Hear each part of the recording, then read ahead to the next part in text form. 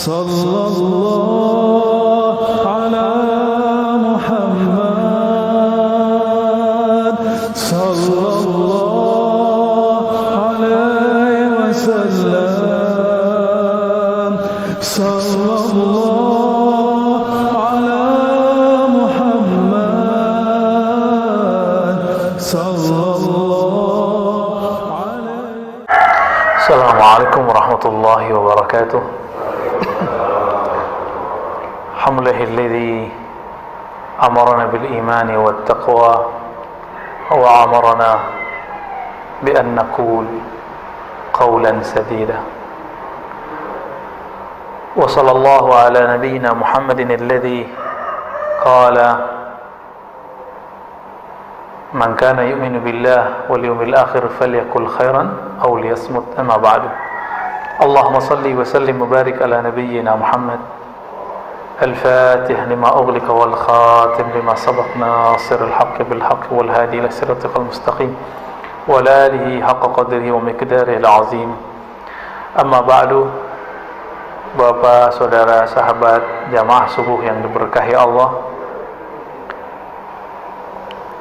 banyak hari ini orang tidak hanya kena virus badan, tapi banyak yang kena virus pikiran. Mulai dari takut kena virus, takut miskin, takut kena, takut ini dan segala macam ya. Semoga rasa takut itu tetap ada di dalam diri kita, tapi kita bisa kendalikan. Jangan kemudian membuat kita putus asa kepada Allah Subhanahu wa ta'ala. Banyak hari ini orang berkomentar untuk hal-hal yang dia tidak mengerti, cuma karena seliweran di grup-grup yang ada di WA-nya, lalu dia kemudian menjadikan itu bahan ceramahnya, bahan diskusinya, bahkan di-repost ulang, di-share ulang. Pagi ini, pagi yang berkah ini, Imam Muhammad ibn Abi Bakar ibn Abdul Qadir Syamsuddin Ar-Razi yang wafat tahun 660 Hijriah, beliau mengajarkan kita sunai as-sumt, yang berarti diam. Bagaimana caranya diam? Diamnya orang yang tidak ahli ya tidak berkomentar. Hari ini kiai ngomongin corona ya lucu Pak. Sebagaimana dokter ngata-ngatain doa, sampai ada yang ngomong vaksin lebih baik daripada Yasin. Nah, ini nggak benar. Sebagaimana ada kiai yang menghantam vaksin dengan mengatakan mending kita baca Yasin, juga sama-sama nggak benar. Ini sudah melanggar ilmunya dan dia tidak diam dalam kebodohannya. Dia berbicara dengan kebodohan. Maka dalam Al-Quran surat Al-Ahzab ayat 70, Allah Rabbuna Tabaraka wa Ta'ala berfirman, ya ayyuhallazina amanu taqullah, wahai orang beriman, hati-hatilah terhadap Allah. Saya menerjemahkan takwa begitu, hati-hati.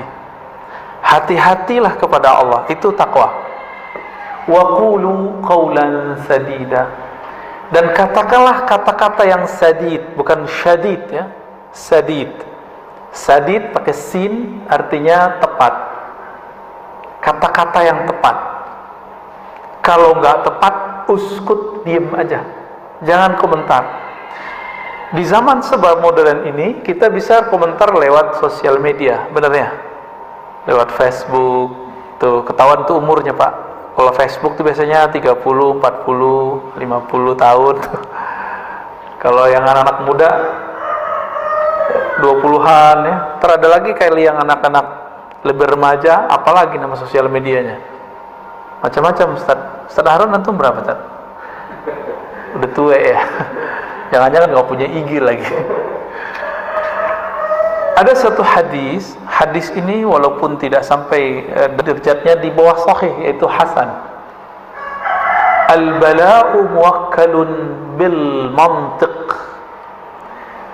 Bala bencana itu terwakilkan kapan terjadinya, kemunculannya dengan lisan. Karena semua orang mengatakan Indonesia ini negara bobrok beneran Pak. Ya, anak muda udah berani ngomong Indonesia bobrok, ya bobrok sampai ke sana. Itu muwakkalun. Ya. Coba hentikan ngomong itu. Sehari aja kita ngomong gitu langsung diberkahi Pak hari itu.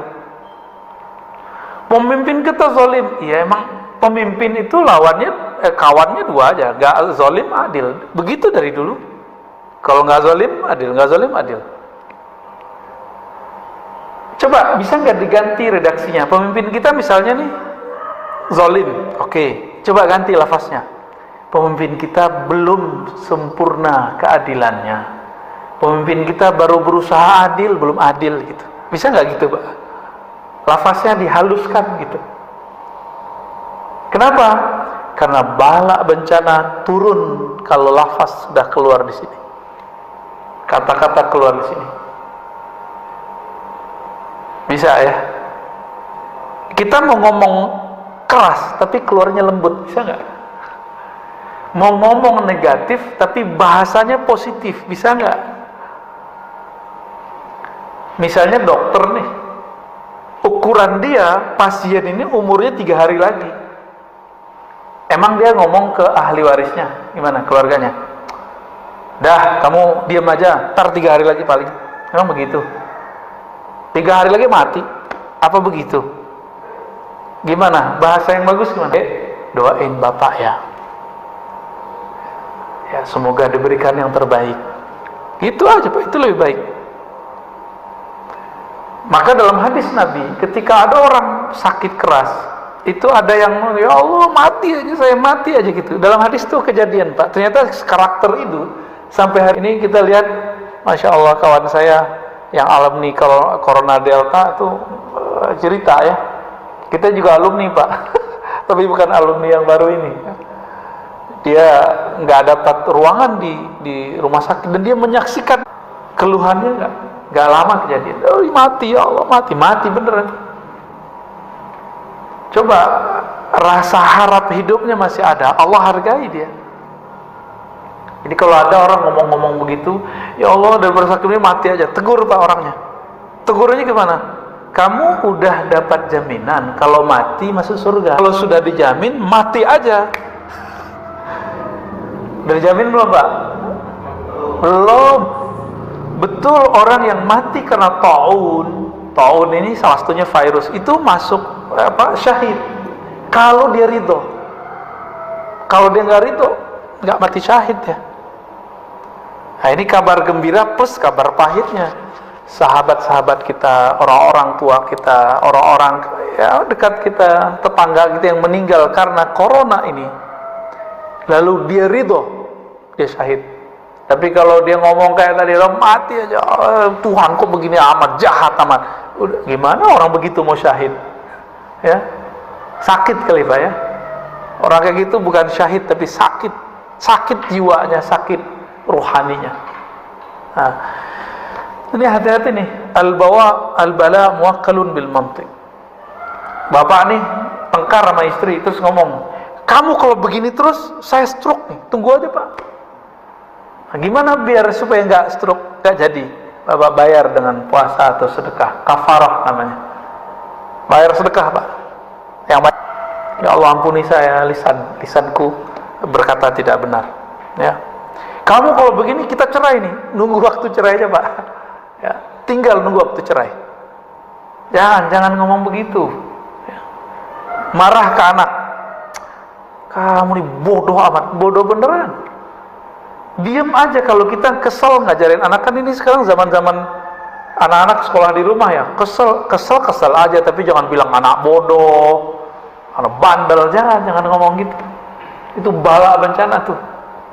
Kalau pernah lakukan istighfar, ya, dipegang kepala anak kita.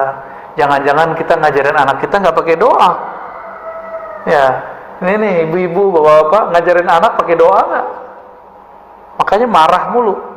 Kalau pakai doa, mau marah nggak jadi Pak. Mungkin kita menghindar. Ini rahasianya. Baca Fatihah dulu, biar gak marah-marah mulu. Ya.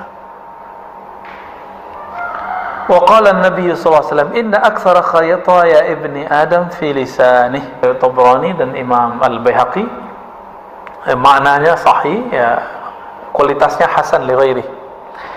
Kebanyakan dosa manusia itu ada di lisannya, benar ya? Maka saya ini Pak, dosa saya lebih banyak dari Bapak. Dari jamaah lebih banyak dosa saya. Kenapa? Saya ngomong terus. Saya ngomong terus Pak. Itu sebabnya sebelum saya memulai, saya diam dulu, meminta pertolongan kepada Allah. Ya Allah, tolong bimbing lisanku, tolong bimbing kata-kataku, supaya tidak berkata di luar. Itu maksudnya Pak. Kalau keceplosan, biasanya kita cepat ditarik oleh Allah. Satu kali saya pernah berkalam, menurut saya kalam saya benar, tapi itu pahit didengar oleh sekelompok orang. Ya saya minta maaf. Itu karena dibimbing tadi. Kalau nggak dibimbing, nggak ada minta maaf. Walaupun kita merasa benar. Jadi kita kalau debat merasa benar, minta maaf aja. Siapa tahu kita menyakiti orang. Ya, memang ada di sini yang nggak pernah nyakitin orang. Apalagi saya kajian ada 3 macam kajian saya Pak. Kajian ilmu tauhid. Itu saya nyerang orang. Tauhid ahlus sunnah kita diserang orang, ya saya serang balik dong, mempertahankan diri, mempertahankan akidah kita, manhaj kita. Boleh nggak? Kita dibilang sesat sama mereka, boleh nggak kita balas? Ya boleh. Tapi ketika saya membalas, ada juga yang tersinggung. Ya wajar dong, dia menyinggung kita, kita balas menyinggung.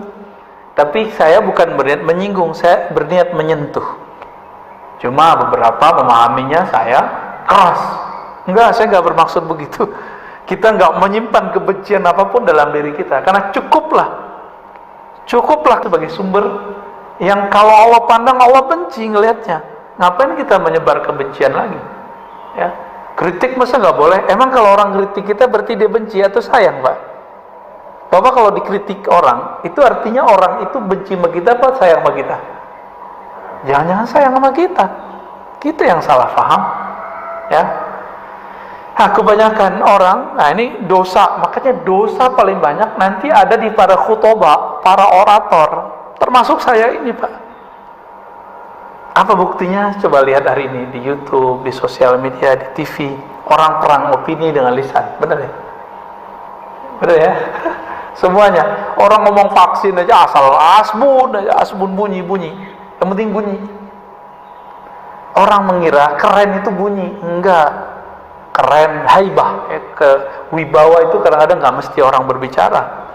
Ya, tapi karena saya lagi di daulat berbicara, ya saya berbicara Pak ya. Yang penting khutbahnya bukan lagi sholat ya. Ada kawan kita nanya, Pak, Ustadz, boleh nggak habis sholat kita baca alhamdulillah? Kan hadisnya nggak ada. Boleh nggak Ustadz, habis sholat kita buka handphone, habis assalamualaikum? Ya boleh, yang penting assalamualaikumnya udah dibaca. Ya, nggak apa-apa kan? Ya nggak apa-apa. Yang penting baca dulu assalamualaikum baru ngomong apa aja, guling-guling juga boleh. Ya. Wa qala sallallahu alaihi wasallam. Ya. Berkata baginda Nabi Muhammad sallallahu alaihi wasallam, hadis ini dari Tabrani, man kasura kalamuhu kasura saqatuh. Yang banyak ngomongnya, hati-hati, banyak sakatnya. Sakat itu kalam yang menjatuhkannya. Wa man kathura saqatuhu kathurat dzunubuh.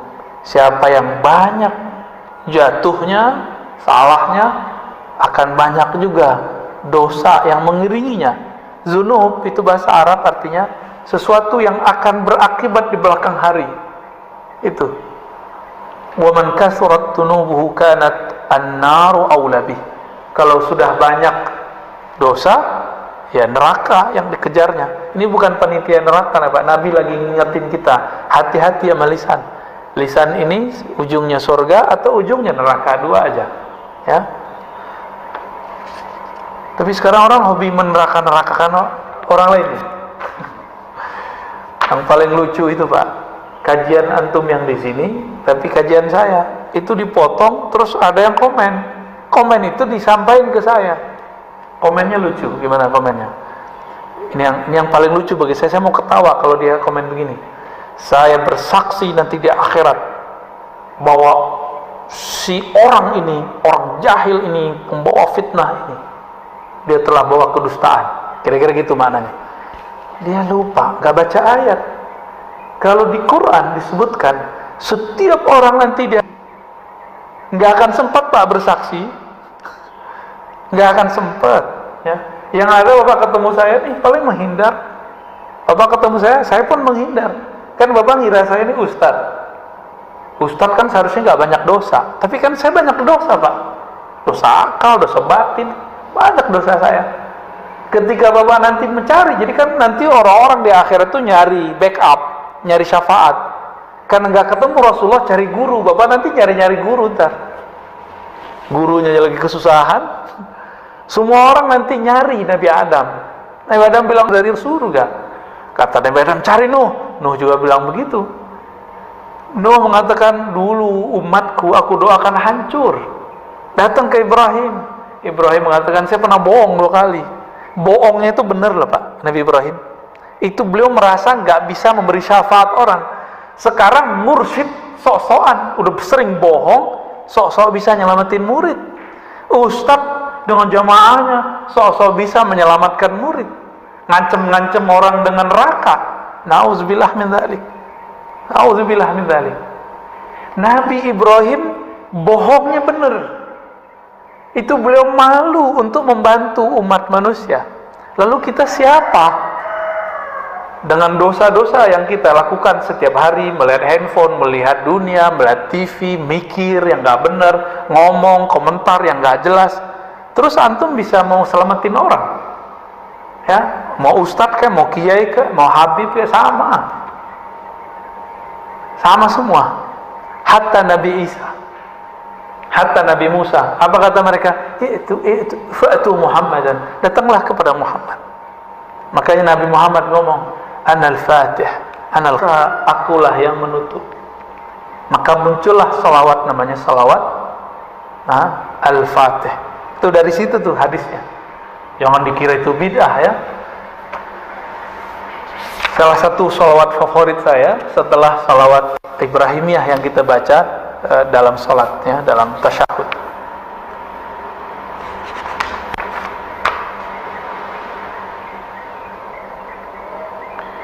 Dalam hadis Imam Abu Ya'la Al-Baihaqi, maknanya sebenarnya ada semakna dengan ini di riwayat Tirmizi, tapi di Tirmizi lafaznya nggak begini. Apa lafaznya? Kalau lihat Abu Ya'la dan Baihaqi, laisa syai'un ashadda minal jasadi illa wa huwa yashku hiddatal lisan. Tidaklah ada keluhan jasad. Jadi jasadnya mengeluh tiap pagi. Tiap hari dia mengeluh, melapor kepada Allah. Ya Allah, kenapa dengan badan? Apa yang dikeluhkan? Ajamnya lisan ini. Nyakitin, nyelekit. Benar Pak ya? Maaf kalau saya nyelekit Pak ya. Maaf kalau saya ini menyinggung Pak. Saya tidak maksud menyinggung, saya maksudnya menyentuh. Kalau tersinggung, mohon diganti lafaznya. Saya ingin menyentuh hati saya sendiri dan hati kita semua. Ya. Dan saya minta ampun kepada Allah kalau saya pernah menyinggung Bapak saudara semua. Kenapa? Tubuh kita akan protes Pak kepada qalbu, kepada semuanya. Apa katanya? Wahai lisan, tolong kamu jaga.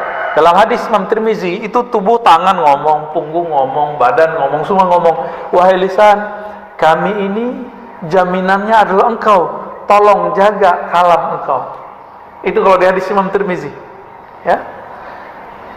Maka hadis yang sering kita dengar, ini pedas sekali Rasulullah ngomong, man kana yu'minu billah wal yawmil akhir falyakul khairan aw liyasmut. Hadis sahih ya, hadis sahih Bukhari.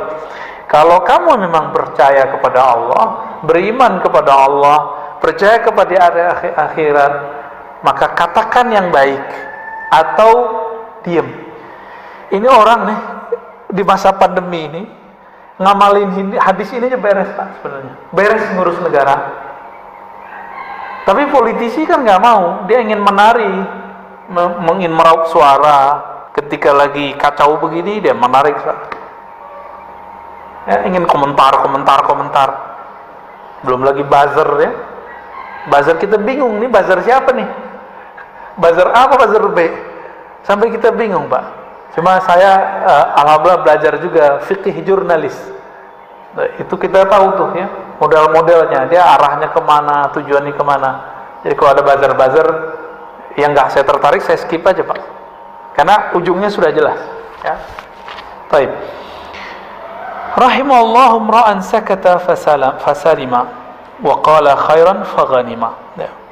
Ada suatu ungkapan dalam riwayat Dailami, rahmat Allah semoga tercurahkan kepada seseorang yang diam sehingga dia selamat, atau dia berkata yang baik sehingga dia mendapatkan manfaat ya. Man samata naja wa man najatu qala ihfaz alayka lisanak wabki ala khati'atik. Nabi SAW bersabda ya, cuma ini riwayatnya semakna dengan ada di riwayat Imam Tirmizi, siapa yang diam pasti selamat. Apa itu keselamatan wahai Rasulullah? Rasulullah mengatakan ihfaz alaika lisanak, jagalah lisanmu dan tangisilah kesalahanmu ya. Menangis itu karena tersentuh atau tersinggung, mirip-mirip ya. Kita tersinggung nangis juga, tersentuh nangis juga. Ini maksudnya sentuhlah hatimu sehingga dia menangisi kesalahan masa lalunya. Itu dia. Maka Imam Abu Bakar Ar-Razi mengatakan as-sumtu salamatun wa huwa al-aslu wan nutqu 'aridun. Ini perkataan ulama ahli hakikat. Diam itu adalah asal keselamatan. Berbicara itu adalah awal dari kebinasaan. Maka hati-hati ketika berbicara. Kalau sekarang orang nyebutnya apa? Jejak apa namanya? Jejak digital ya. Ya Allah salimna. Semoga Allah selamatkan kita ya. Amin. Maka saran kepada diri kami dan teman-teman santri, mahasiswa, jangan berfatwa dulu, jangan berkomentar terhadap suatu isu keagamaan dulu sampai kita matang di bidang itu, sehingga orang nanti jika track kita dicek ini, kalau bahasa hadisnya ditakhrij, dicek ini orang berubah-ubah nggak, ketahuan Pak, nanti konsisten nggak dia, nanti ketahuan. Ini digoda dikit sama ini berubah, digoda ini sama ini berubah. Ada yang berubahnya per minggu. Tadi bilang bid'ah, tadi bilang haram, karena kemudian didesak orang nggak bilang haram. Lagu Indonesia Raya ya. Ada yang ketawa nih. Ini bukan mau menyinggung, ini menyentuh ya. Kalau sebelum ngomong, pikirkan dulu, jangan ngomong dulu baru mikir. Gitu maksudnya. Matengin dulu bahan kita, baru komentar. Makanya sebenarnya Pak, ini mohon maaf ya. Dulu guru kami, Imam Besar Istiqlal yang lama, Kiai Haji Mustofa Yaqub, itu paling gak suka tanya jawab langsung itu. Tapi sekarang kan zamannya harus tanya jawab langsung. Itu juga sebabnya kalau tanya jawab langsung ini berbahaya, gak usah dijawab. Bukan berarti si Ustadz gak bisa jawab, dia bisa jawab, tapi kalau berbahaya gak usah dijawab. Gitu ya. Membahayakan dirinya, membahayakan pendengarnya, membahayakan jamaahnya, gak usah dijawab. Wala taqfu ma laysa laka bihi ilm. Kalau kamu nggak betul-betul paham, nggak usah komentar. Gitu. Ntar berubah lagi. Ya. Dulu ada seorang ustadz mengatakan apa? Haram pakai Sayyidina. Yang bilang Sayyidina Muhammad itu dia lebih pintar, lebih mulia dari Rasulullah. Bulan depan ganti Pak. Karena ada yang bertanya, mungkin mendesak, saya nggak tahu. Berubah. Dia nggak memikirkan dulu sebelum berfatwa. Kok harus ada orang negur dulu gitu ya. Waqtalafan nas fi tafdili ahadima. Sebenarnya lebih afdol diam atau berbicara kebaikan. Kira-kira nih kalau saya duduk di sini, bagusnya saya diam atau ngomong Pak? Serius? Boleh nih saya ngomong deh ya. Jadi kalau posisi saya di sini nih, bagusnya saya ngomong apa? Diam. Ngomong apa? Khairan. Khairan itu artinya dua Pak ya. Pertama, pilihan kata terbaik. Yang kedua, khairan itu yang, kalau tadi pilihan, sekarang yang terbaik terpilih. Kalau tadi kita pilihin, sekarang akhyar, yang terbaiknya itu khairan.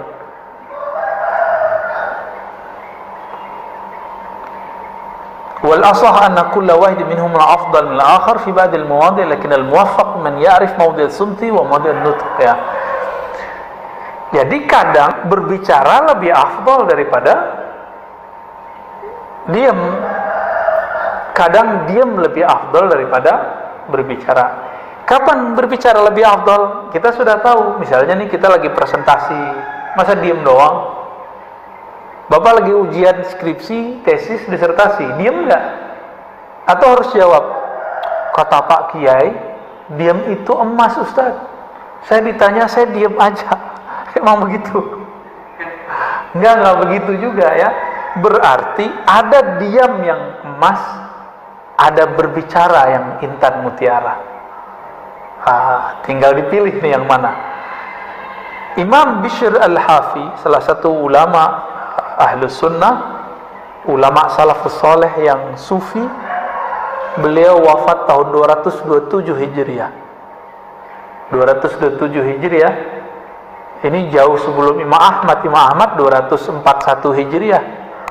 Ini sufi loh, Pak. Jadi sufi itu salaf. Muncul di zaman salaf. Maka mengingkari sufi, ini mengingkari salah satu pilarnya ulama salaf. Sufi inilah yang ngurusin kolbu. Cuma sayang, ustadz-ustadz hari ini sebagian orang yang pegang mic seperti saya ini kadang-kadang dia nggak mengerti sufi, dia cuma tahu dari orang atau dari buku yang anti sufi, lalu kemudian ngata-ngatain sufi. Kalau Ustadz Harun sufi beneran, suka film film Korea Ustadz, ya. Apa kata Bishr al-Hafi? Beliau meninggal hari Rabu, ya, Muharram tahun 227, ya. Kata beliau, "Idza a'jabaka al-kalam faskut, wa idza a'jabaka as-sukut fatakallam." Saya ingat, saya dengar kalam ini dari guru saya tahun 2008. Ulama Damaskus, namanya Dr. Badi Sayyid Al-Laham, guru hadis kami. Ya, guru dosen hadis kami. Apa kata beliau? Kamu kalau kayaknya megang mic itu kayaknya kecanduan. Kan ada orang kalau udah megang mic itu susah berhenti ngomong, Pak. Mau ngomong terus, ya. Kalau kayak ketemu mic tuh kayak mau makan mic tuh, kayak anak kecil lagi makan permen tuh. Faskut, diem gitu. Nggak enak dilihat orang. Maksudnya apa? Jika kamu bernafsu dalam kalammu, diamlah kamu. Jika kamu takjub ketika kamu ngomong, oh keren ya saya ngomong, diamlah kau. Dibalik, jika diammu membuat kamu merasa baik, merasa pintar, merasa lebih suci, berbicaralah. Ini yang disebut dengan mukhalafatul hawa, melawan tarikan hawa nafsu. Dia ngajak kita ke kiri, kita tarik dia ke kanan. Dia ngajak ke kanan, kita tarik dia ke kiri. Contoh paling gampang, subuh barusan, maunya kan tidur, Pak, ya, di rumah. Oke, sholat di rumah aja deh, kan gitu. Nggak mau jamaah di masjid. Kira-kira nih sepakat nggak, Pak? Imunitas kita naik kalau kita jalan kaki, benar nggak? Dan jalan kaki yang paling ringan, pergi ke masjid. Jadi kita nggak ngerasa kita olahraga, tahu-tahu jantung kita udah kuat aja. Ya tinggal jaga jarak tuh, ya susah amat. Oh Ustaz, saya di rumah aja.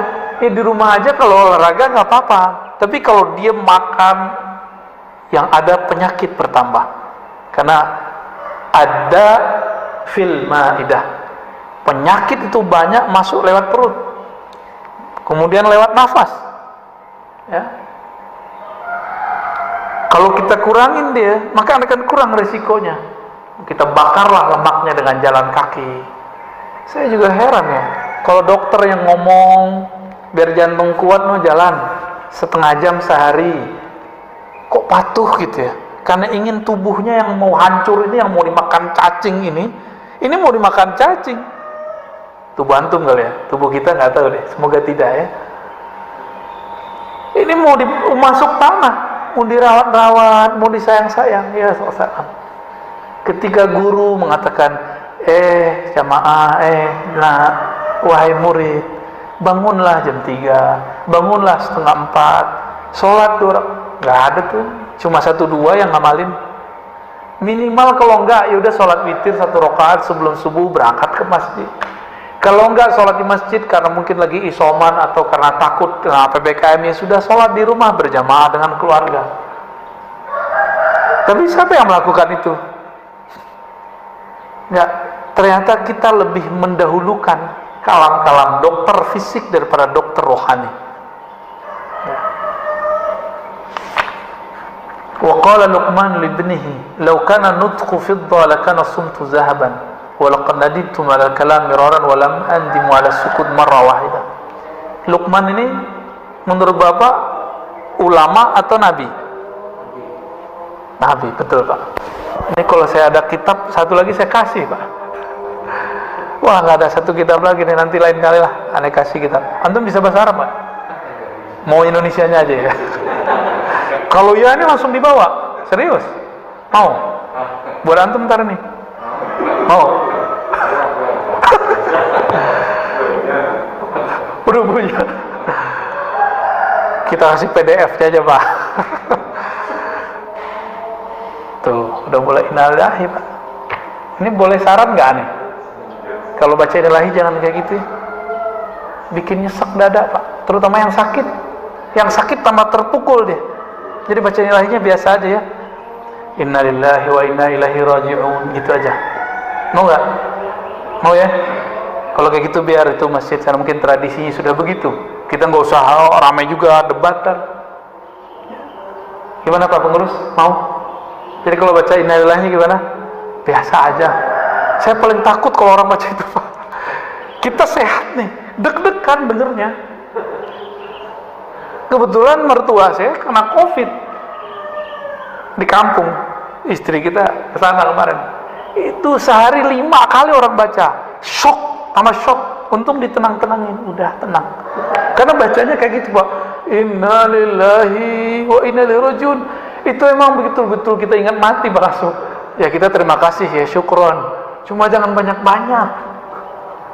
Obat itu kebanyakan jadi racun. Itu kan obat supaya kita ingat mati. Dia sudah sakit. Di mana-mana orang sekarang banyak yang kena corona. Dia lagi terpuruk ngos-ngosan dengerin begini mati aja. Nggak sembuh-sembuh nanti. Tuh, kayak gitu diulang 2 kali kan? Itu masih mending Pak. Di tempat saya itu 15 menit 1 orang. Disebutin keluarganya. Waduh, Masya Allah ya. Mending kalau meninggal 1, meninggal 5. Bisa 5 jam nih ngomong. Tapi mungkin itu tradisi. Saya nggak akan mengingkari juga tradisi mereka. Tapi kalau masjid ini masjid orang-orang yang teredukasi dengan baik, ayo perbaiki ya. Kemarin-kemarin gimana? Begitu nggak? Enggak ya. Kalau perlu nggak usah diumumin. Zaman-zaman COVID nggak usah diumumin kalau perlu. Cukup lewat WA aja. Karena itu menyesakkan sekali untuk orang-orang yang sakit. Kalau bagi kita sih kabar penting, tapi kalau bagi orang-orang yang sedang sakit ini betul-betul menyesakkan dada bagi mereka. Ini bagian dari diem nih. Mohon maaf ya, bapak-bapak yang sering baca. Luqman sebenarnya beliau seorang nabi. Jadi gini rumusnya. Di zaman sebelum Nabi Muhammad, siapapun yang diberi ma'rifatullah pasti nabi. Tapi kalau cuma diberikan wirid, suka ibadah, belum tentu nabi. Sama sekarang, kalau ada orang diberikan ilmu mengenal Allah di kolbunya, pasti wali. Kalau dia cuma rajin ibadah, belum tentu wali. Orang soleh aja. Tapi orang soleh kan bisa tergelincir lebih parah.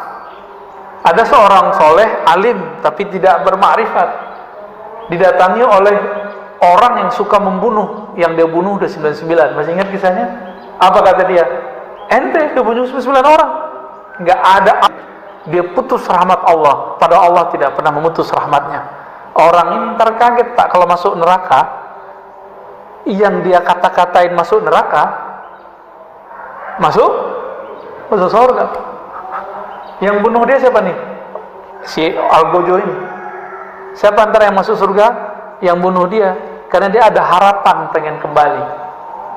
Maka kepada diri kita, diri saya yang bermaksiat, diri kita yang bermaksiat, jangan putus asa. Jangan putus asa kepada Allah Subhanahu wa ta'ala. Kata Sayyidina Luqman kepada anaknya, "Lau kana nutku," seandainya dia ngomong itu koin perak ya, lakana sumtu zahaban, maka diam itu adalah koin emas.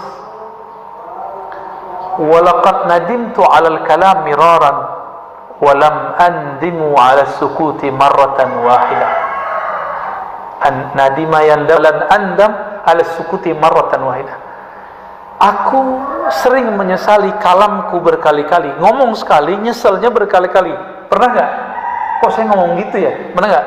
Dan orang yang banyak ngomong bukan pada tempatnya, dia akan ngomong gini, aduh gimana? Dulu awal-awal saya khutbah Pak, awal-awal saya ceramah, kadang-kadang yang belum pantas kita bicarakan. Itu selesai khutbah atau ceramah, itu kepikiran dulu, ya Allah, kenapa saya ngomong begitu? Ternyata kita lupa rumus-rumusnya. Sebelum ceramah, minta perlindungan dulu kepada Allah, minta bimbingan Allah Subhanahu wa ta'ala.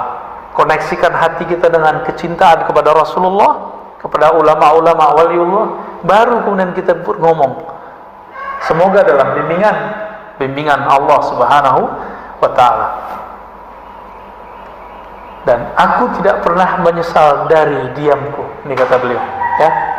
Wa'alam anna sumta ala nawain. Diam itu ada dua macam. Diamnya orang awam, diamnya khawas, para wali. Orang awam diamnya cukup dari ghibah, menggibahi orang, wal kizb, dan bohong, ngomongin orang, mau dia kiai, ulama, mau pemimpin. Kalau kita nggak bisa ngomong yang proporsional, itu ghibah namanya. Ghibah, baik lewat sosial media ataupun langsung. Jadi kalau kita dengar berita, nggak bisa komentar baik, diem aja. Ini kalau ini diamalin aja Pak, ini beres kan negara kita. Cuma karena semua orang ngomong, di rumah kita aja pasti ada yang suka komentar terhadap semua apa yang terjadi di negara ini. Baik dari kejadian pergerakan partai, kebijakan pemerintah, rakyat ini, opini ini, pasti banyak yang komentar, padahal dia nggak ngerti apa yang dikomentari, ya. Wa qala Abu Ali Ad-Daqqaq, ya. Lanjut. Yang kedua, diamnya wali. Apa diamnya wali? Imsaku sultan lisanil haibah. Menahan lisan di saat dikuasai oleh perasaan hebat, kagum.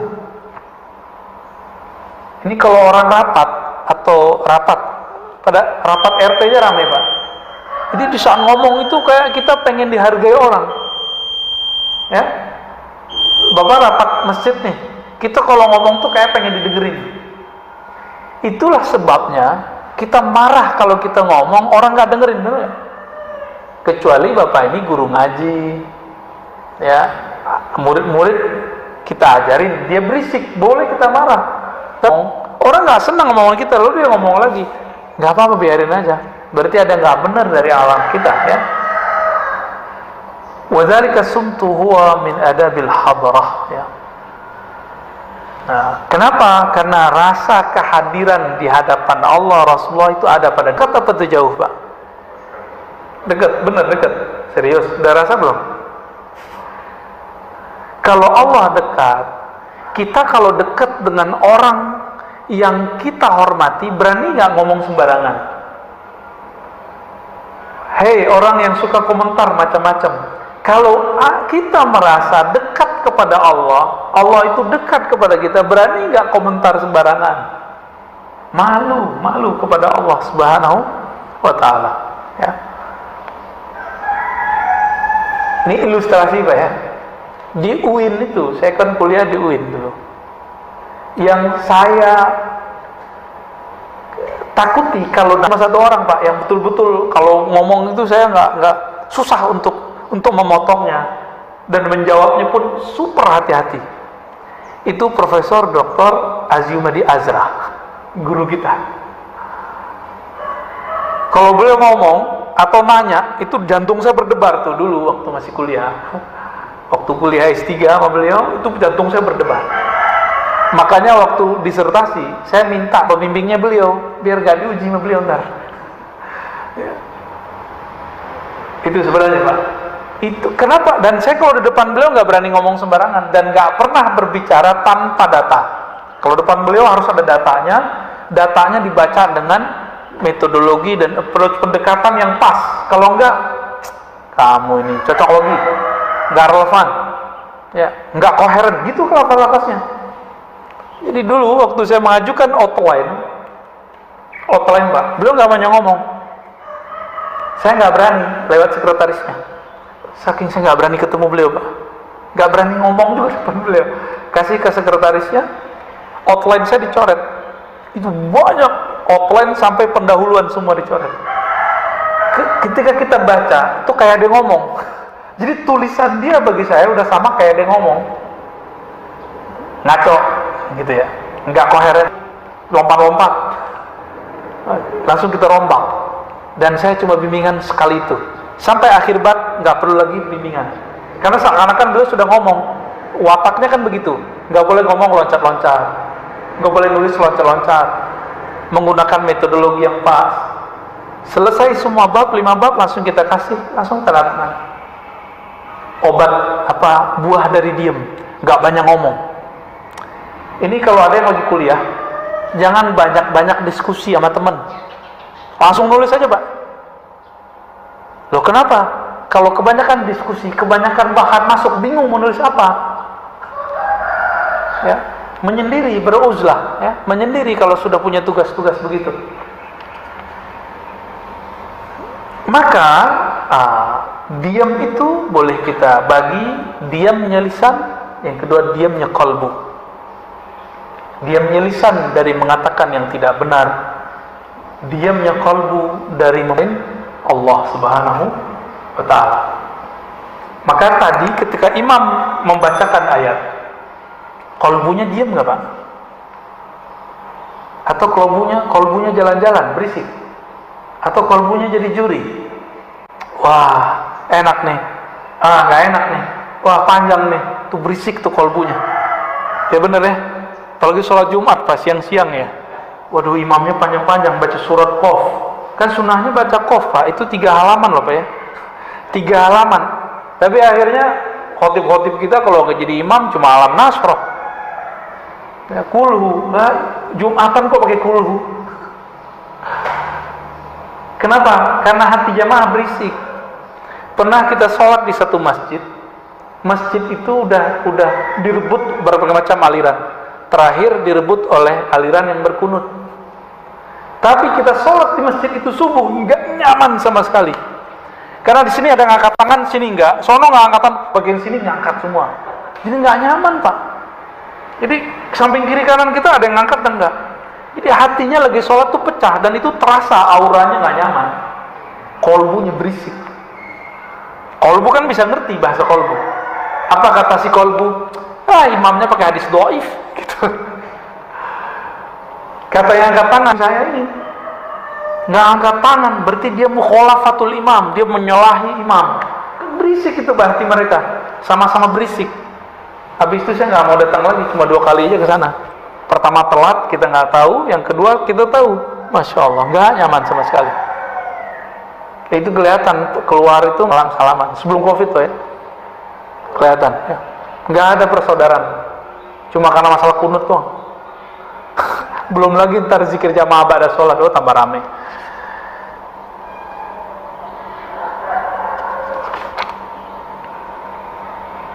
Ridho Pak, ini bagian terakhir nih. Apa beda tawakal sama ridho? Tawakal itu sumtu qalbihi an talabi rizki. Orang tawakal itu dia ngerti Allah itu ngasih rezekinya, time-nya sudah jelas, maka dia diam, nggak ngeluh. Sumtu qalbihi, diam kolbunya dari menuntut. Ini contoh, Bapak belum diam nih. Ustadz, saya udah doa, tapi kok belum dikabulkan, berarti kolbunya belum. Kapan ya? Berarti kolbunya berisik gitu. Kedengeran nggak sama telinga kita? Enggak, tapi kalau orang yang punya kolbu tahu. Kok bisa? Bukan ini tawalam gaib Pak. Kita kalau ada orang senang sama kita, kelihatan kolbunya terasa. Apalagi Allah kan memandang kolbu. Jika ada kolbu orang mengeluhkan, ya Allah, kapan ya Allah, kapan, itu bagi Allah berisik. Allah tuh nggak suka dengar. Betapa sukanya kita dengan hal yang berisik-berisik yang membuat Allah tidak suka itu. Ya. Jadi udah tawakal belum nih? Doa udah. Habis doa, usaha udah. Kolbunya coba didiamkan. Jangan nuntut lagi, udah jalani aja. Lalu ridho apa di atasnya? Sumtu qalbihi an harakatil i'tirad. Kolbunya diam, tidak suka mengingkari, mempertanyakan, meragukan janji-janji Allah. Jadi bapak ini kalau sudah ridho, udah ridho belum sama Allah nih? Nuntut corona selesai atau nuntut Allah ridho kita dalam corona? Pilih mana Pak? Corona selesai Allah nggak ridho, mati.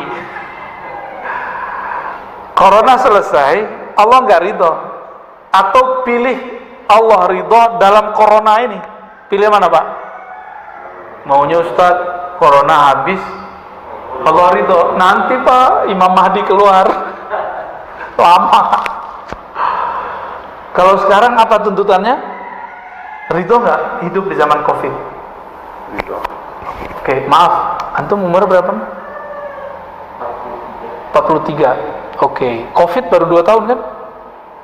Berarti 41 tahun nggak ada corona kan? Jangan lupakan itu. Bernostalgia nggak berangkat kerja macet-macet? Sekarang nggak kan? Nggak terlalu lah, dikit doang karena ada penyekatan. Jadi penyekatan ini aneh juga Pak ya. Orang biasanya lancar, ini malah jadi serba salah. Kitanya salah, entah mereka yang salah ya. Wah, ini masih banyak ini. Cukuplah ya. Al-arif idza takallama malak wal muhibbu idza takallama halak. Silakan diartikan sendiri yang bisa bahasa Arab.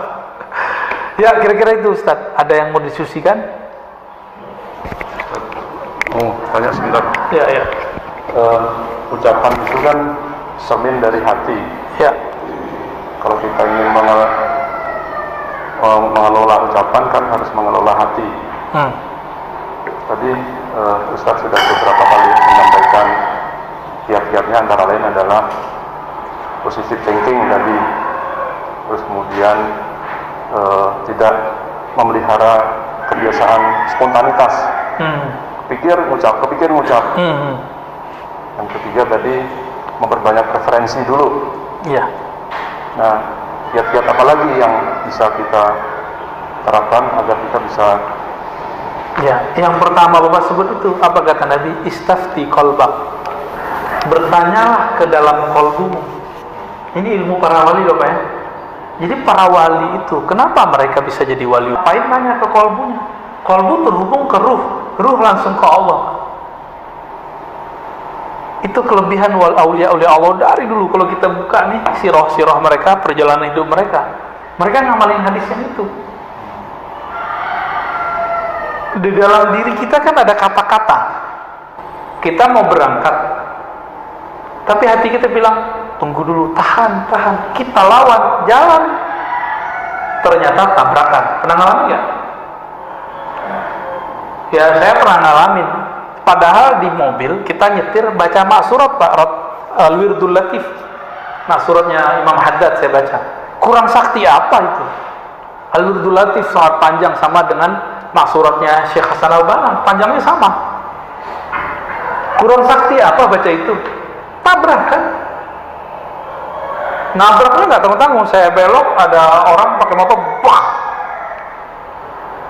Untung dia pakai helm, kepalanya itu langsung. Jadi dia tuh guling-guling Pak, kena ke tiang listrik.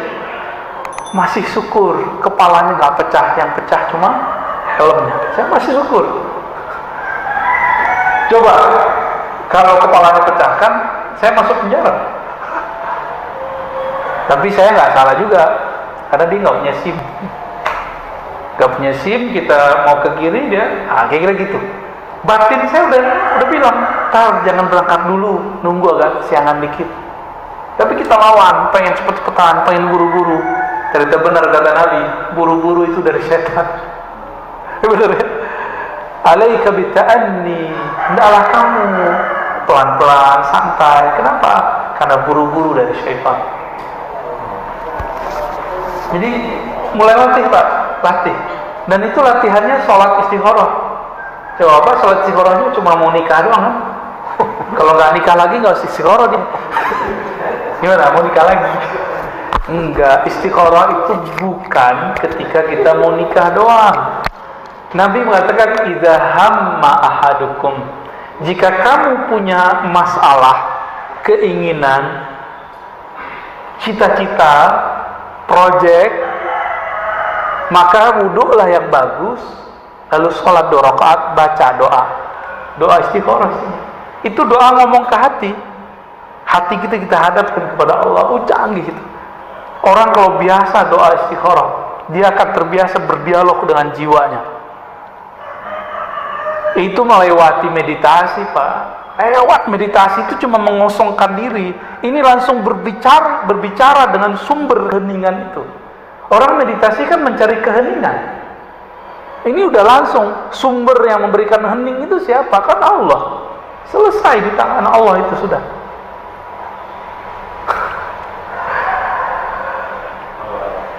Ya, udah cukup. Waduh, antum mau nambah? Nah ini Ustaz, kalau dosa yang mulut itu kan dikawal yang kurang bagus ya. Nah, terus kalau jari itu gimana Ustaz? Sama nggak dengan kalau kolbu itu punya makna, diterjemahkan oleh lisan. Karena dulu sosial media itu cuma ngomong. Orang Arab kan pakarnya ngomong, maka mereka bisa mengubah kalam dengan syair-syair yang indah. Sekarang lebih canggih. Sekarang pakai apa?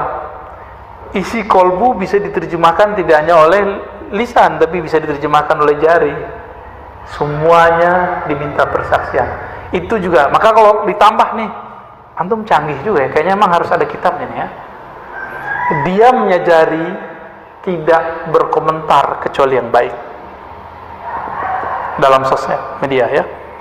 Jadi diamnya jari ketika dia tidak berkomentar, tidak memberikan tanggapan kecuali tanggapan itu baik.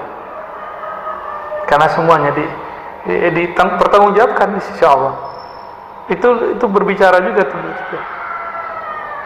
Canggih emang sekarang ya.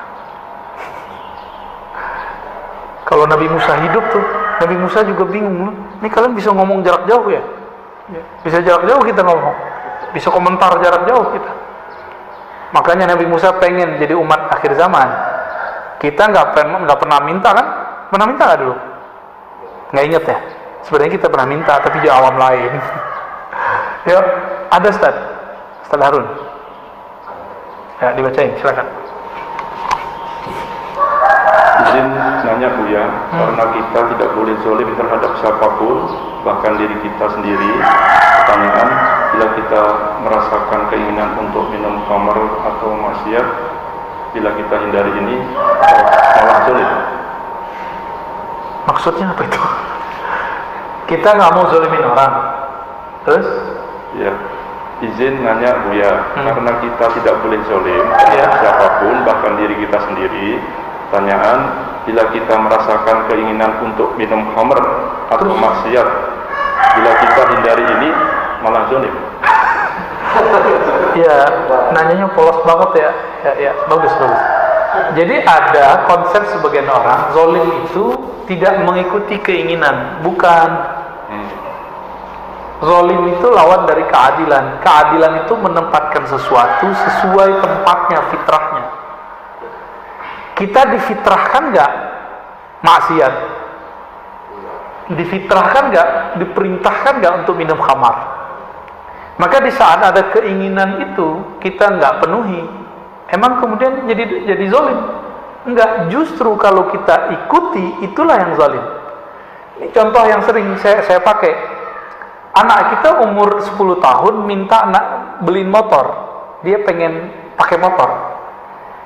Bapak kasih atau bapak tahan?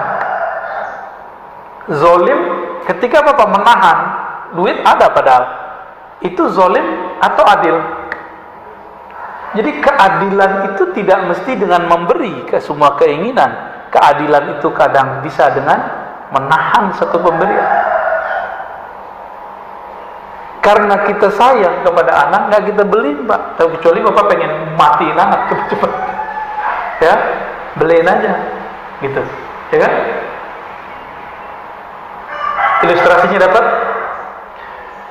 Hawa nafsu kita tuh kayak anak kecil, keinginannya banyak. Kalau belum sampai saatnya, jangan dikasih. Kalau kamar kan di sorga doang. Kalau maksiat, ada sesuatu yang dia tidak maksiat jika sudah akad, misalnya makan punya orang haram, tapi kalau sudah beli nggak haram, gitu, ya. Dan lain-lainnya, contohnya, ya. Wallahu a'lam. Ada lagi, Ustaz? Satu lagi katanya.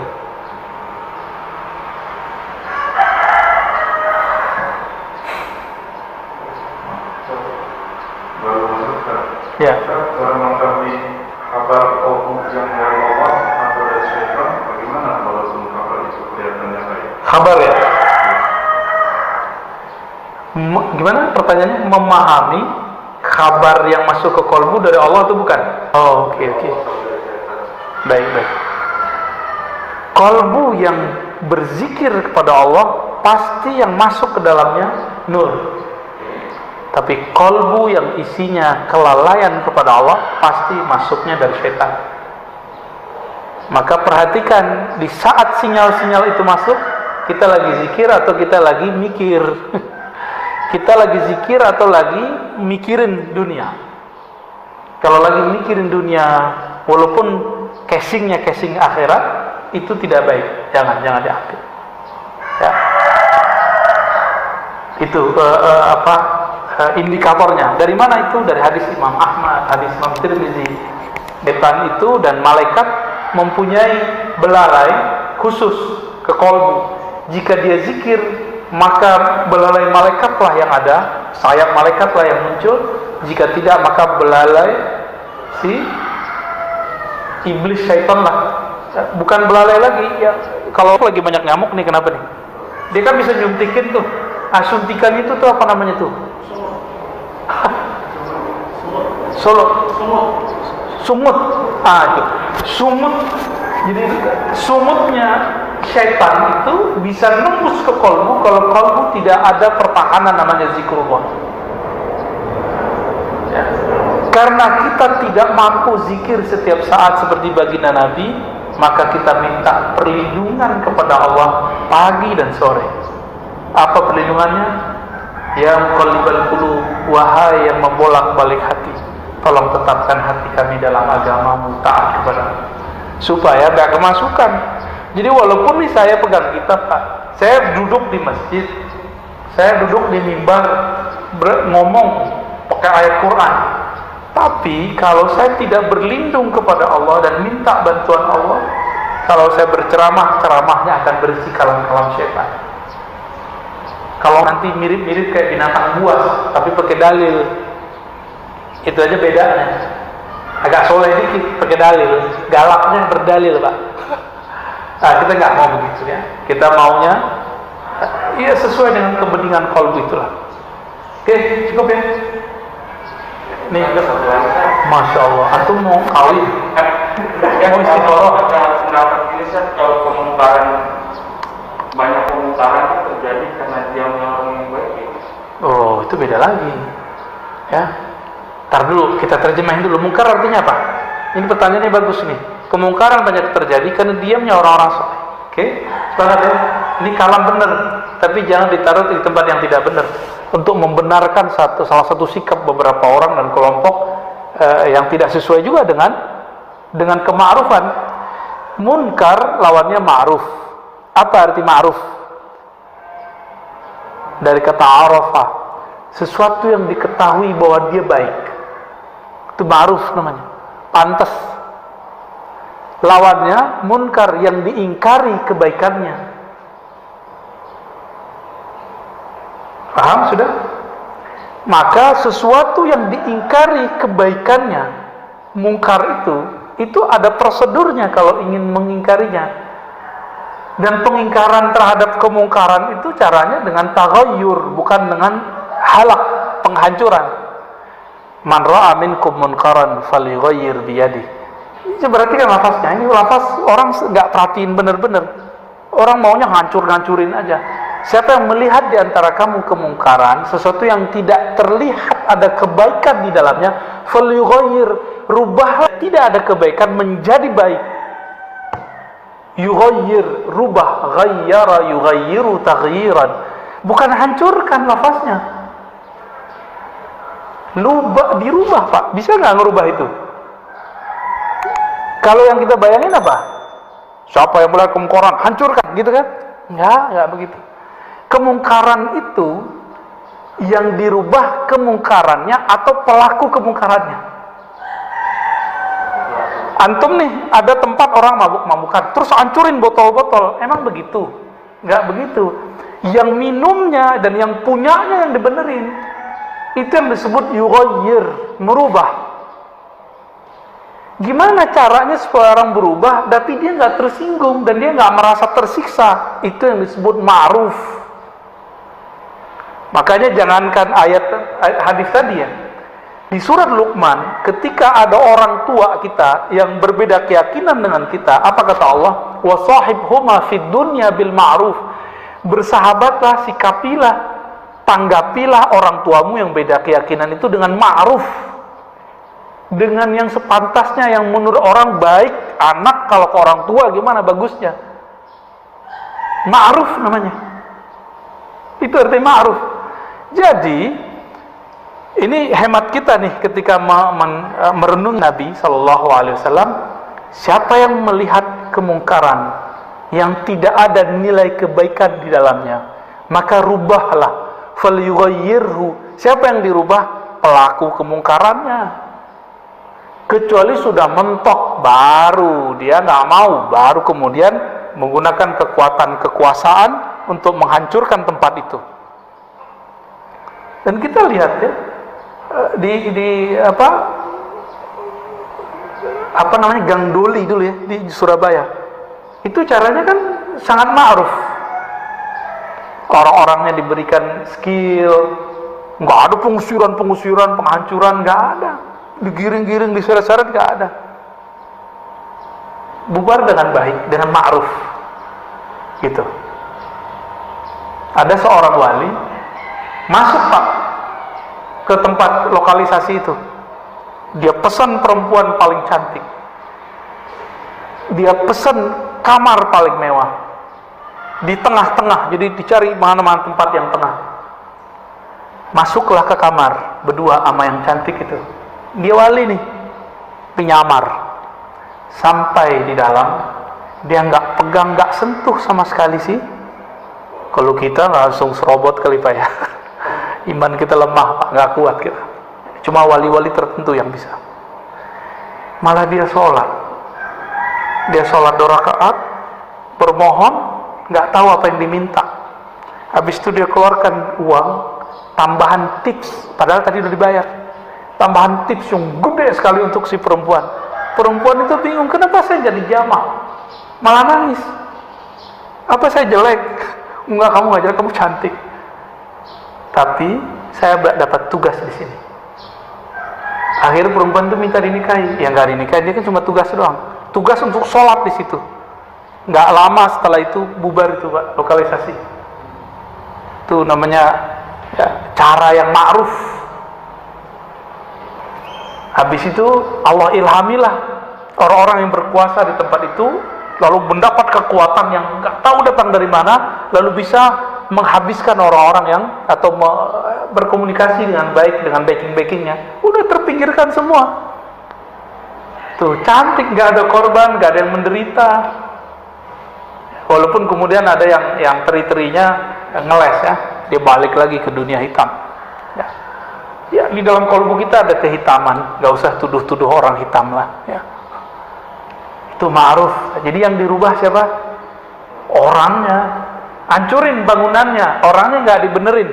Dia buat bangunan baru nggak? Gitu. Itu maknanya. Jadi jangan senang dulu untuk kita masuk gerbek ini gerbek enggak. Saya nggak sepakat itu ya. Dakwah kita dakwah yang belayyin kata Nabi, dengan kelembutan. Lembut tapi jelas, lembut tapi menyayatnya halus. Semoga dakwah-dakwah kita diridhai oleh Allah Subhanahu wa taala, dan dai-dai ulama-ulama yang sedang berjuang Allah ridhai, Allah ampuni jika salah, Allah bimbing kepada jalan yang diridhoinya. Amin ya rabbal alamin. Subhanakallahumma wa bihamdika asyhadu an la ilaha illa anta astaghfiruka wa atubu ilaik. Allahumma shalli ala nabiyyina Muhammad. Assalamualaikum warahmatullahi wabarakatuh. صلى الله